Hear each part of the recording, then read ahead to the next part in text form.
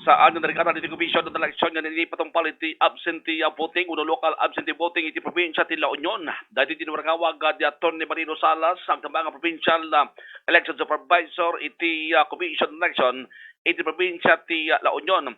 Nakuna nga ti local absentee voting nga ni patumpal iti talukal daw. Bali mo dato iti pinapalabas ngal daw ti Berkules Webes ken ingal daw ti Biyernes kat nagturong dagitoy iti headquarters iti Biang iti Philippine Air Force katapos iti Philippine Navy karon na pa iti Philippine National Police duan iti Dagabain iti local absentee voting kat nagkitikabang iti PNP iti probinsya ti La Union agra mamutan iti opisina ti PNP iti region 1 tumabot amami nagito iti bilang 1,081 ken dati bet tirason no apa ita ginadwa dato nga nadakamat nga bilang nagiti pulis nga naggabutos iti local absentee voting awam met ti nagbalin nga problema kabayatan iti panakaibutungpal iti local absentee voting dito probinsya ti La Union.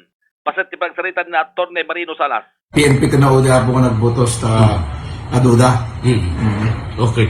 Mano sir, J Police, tatayan, 1,000? The PNP po kat RHQ, Regional Headquarters gamin kan Provincial Headquarters jadamin na PPO. So nga mabot da po ti 1,084. Diyan matapo Air Force kat umabot dati 86.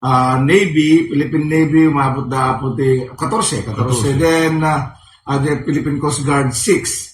The Army apo ongoing mat mamuan may apo tatadamot ti absentee voter tayo jay nagiligan.